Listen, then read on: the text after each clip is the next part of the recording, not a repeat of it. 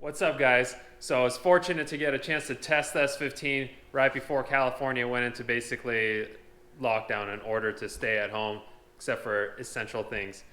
So we were very fortunate we got that out of the way, and I'm fortunate I live right down the street from my shop, so I could be here by myself working on the car still.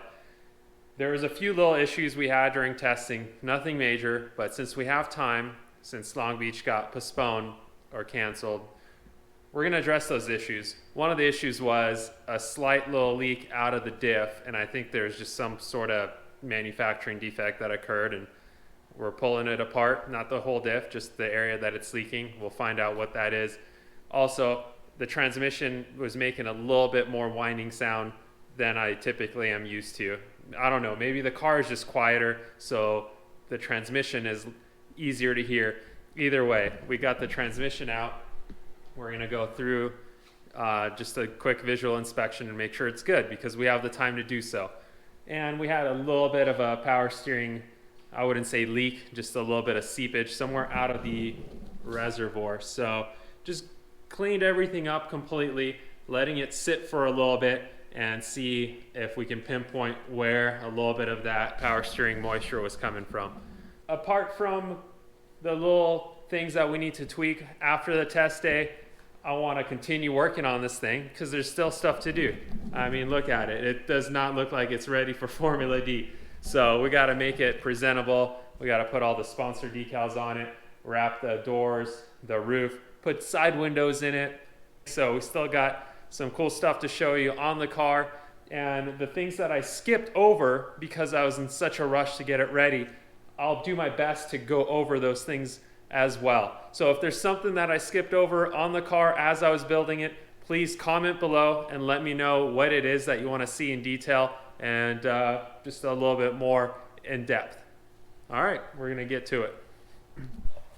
So we're back at the shop from Willow Springs and it's really cold outside. It's saying it's about 55 degrees, the actual engine itself. And at Willow Springs, we're having a tough time starting this thing because it's so cold and ethanol doesn't do super hot when it's very cold outside. So I'm gonna throw a little bit more fuel at this thing. This is a perfect opportunity to dial this issue in. We just got the car outside where it's really cold, the engine's really cold, and it's kind of the same exact scenario as we had at Willow Springs. And next time I go testing, I just don't wanna spend a long time cranking the motor just to try to get it to start. So we're gonna address this right now. And with Holley EFI, it's pretty simple. So here, check it out.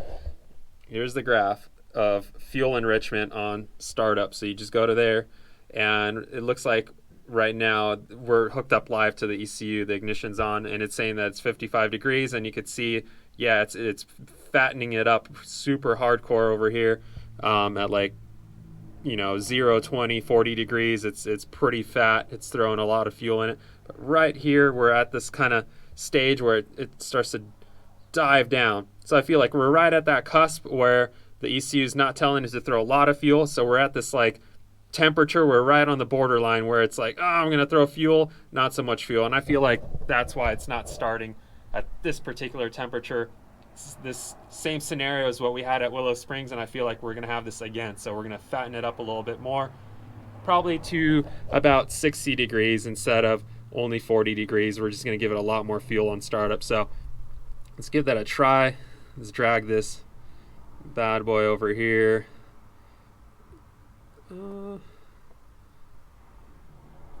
So it is live. Let's go ahead and try to crank this thing and see if that helps us out.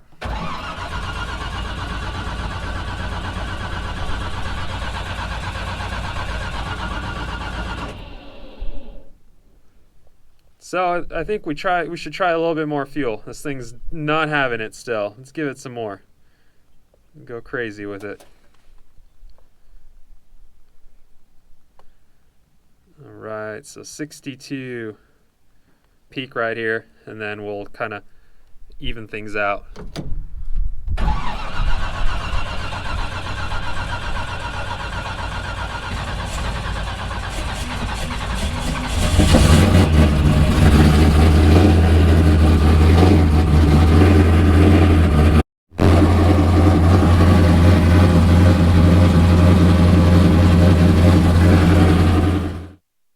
afternoon, actually morning, and I have some work to do on the S15, but Feal Suspension's very busy, so I'm jumping in on the weekend. On Sunday, it's really quiet. There's absolutely no one in here but me, and I'm just gonna help the boys out a little bit. I'm gonna put some kits together.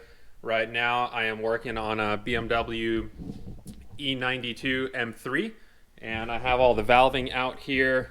These are shock shafts, shock bodies. So I already took the shims that we need and assembled the valving based off of a chart, based on the customer needs, and I've got to slam this thing together. I want to get a few kits done this afternoon and then jump on the S15, work the rest of the day, probably into the evening, hopefully not too late into the night. So yeah, it's kind of hard juggling two companies, Feal Suspension and Bucksheets Motorsports, my race team. They're kind of honestly like one big family to me, though. I try to take care of both, because if I do well with drifting, if we learn things along the way while drifting and competing in Formula D and working with great top drivers, I take all that information back to Feal Suspension, and this is all of this knowledge of how to put shocks together is realistically coming from real life experience of me driving and being behind the wheel. So it's very important for me to have the drifting, continue doing that, network in the sport, in the industry all over the world, and then apply that knowledge to Feal Suspension and provide really good shocks for all of you guys.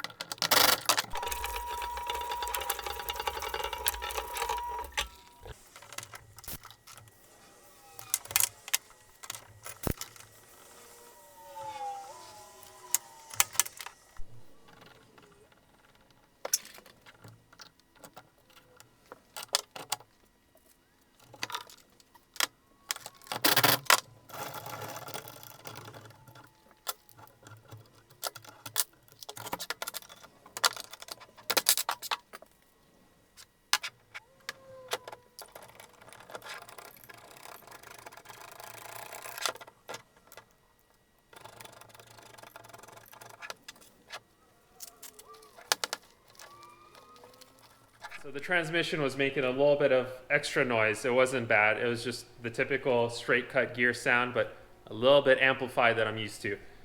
We got the cover off the transmission. Here's the cover.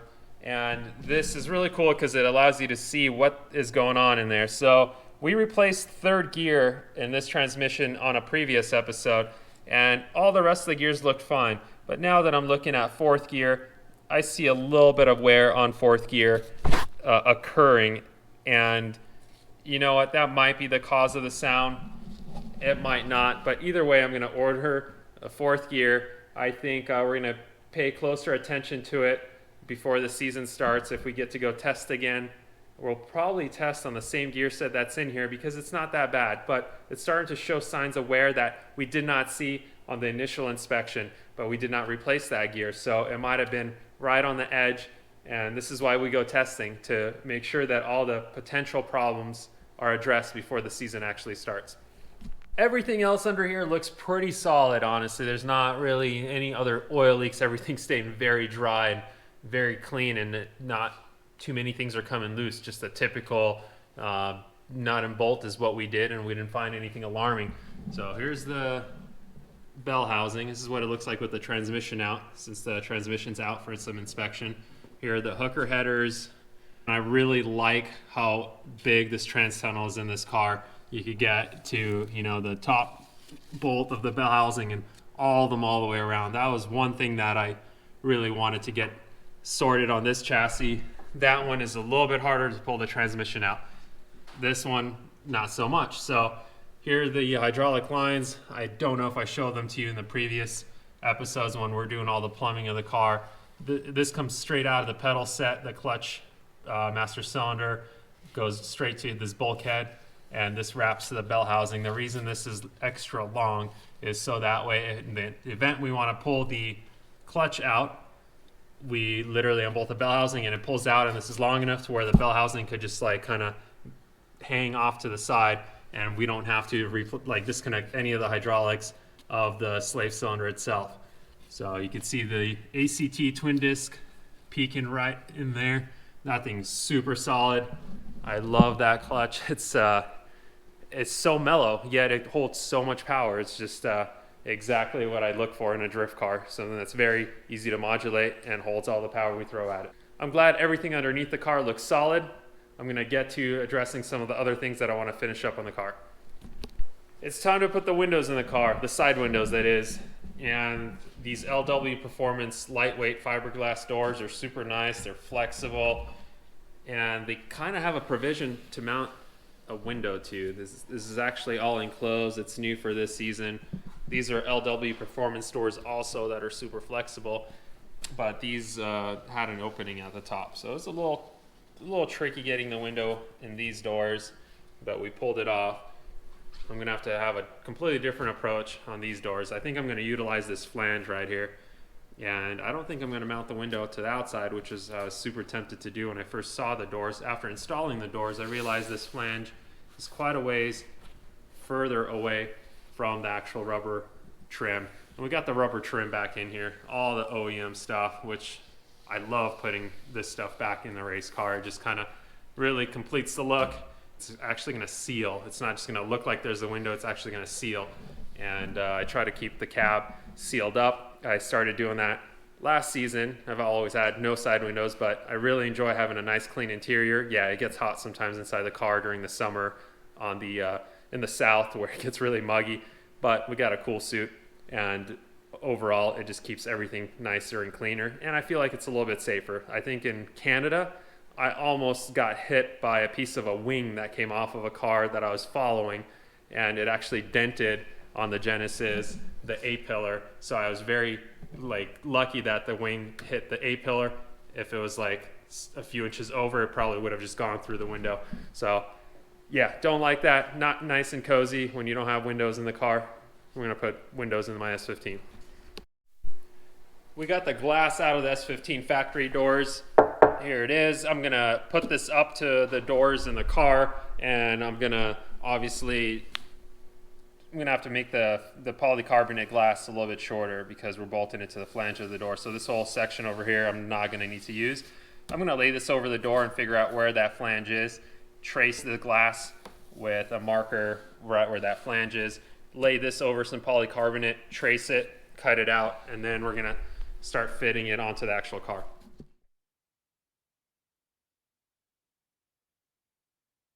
Cut out a piece of polycarbonate to the shape of the OEM S15 window, and then I have to do a little bit of trimming on the bottom side here because I cut it a little too long, and then I test fit the polycarbonate until basically it's following the trim. So the top shape is exactly as the OEM shape. The bottom here, we had to obviously cut it shorter because the stock glass tucks under the door panel, and we got the sledge we're working with. So the tricky part is gonna be obviously getting the window not to be flat. It needs to curve. And I've tried heating polycarbonate and curving it, and I can't get the shape to stay. I've tried that tons of times last season. I just don't have the proper heating equipment to get a nice radius going. If I get a radius to stay, I usually have to overheat it, and that abrasive resistant coating that's on there goes haywire if I heat it up to the point where that polycarbonate starts to bend. So what we did on the S14 is we used some metal tubing to get the shape of the window right, and then we literally bolted the polycarbonate to that structure.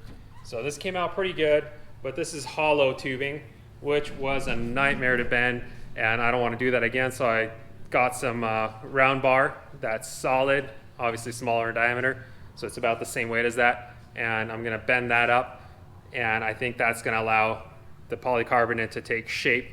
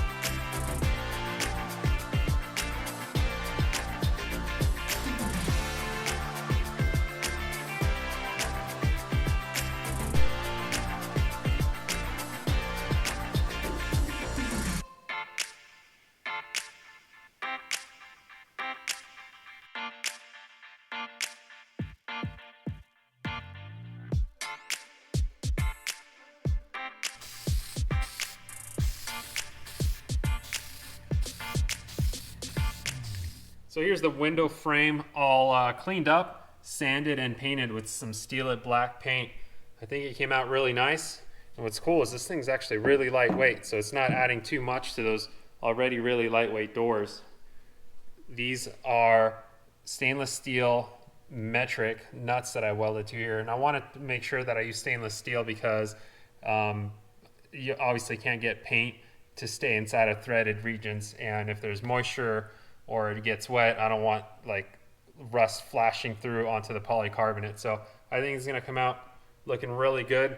I'm not gonna put it in the doors just yet. I actually wanna go ahead and pull the doors off and sand them, body work them a little bit, and then paint them. And then once all that is done, I'm gonna bolt everything in. The polycarbonate windows and window frames are gonna go in, and I'm gonna wrap the doors. So we'll save that for next episode. That's it for this episode. I hope you enjoyed it. Please subscribe to this YouTube channel and check out all the previous episodes of the build. I know it's crazy right now with COVID-19. A lot of us are stuck at home or not even being able to work. But, you know, take this time to still keep your eye on your goals and your passion. You might have to approach your goals and your, interests and hobbies in a different way, but take the time to really work towards it still. Maybe you can't go out and do the things you're used to doing, but it doesn't mean that you can't stay maybe at home and research the things that you didn't have time to research that would help you attain your goal or learn more about a certain hobby or passion that you have. So keep it positive. We'll get through this, and I know I can't wait to actually go back to the track and keep dialing this thing in and, hopefully sooner than later jump into it for competition. So see you guys on the next episode.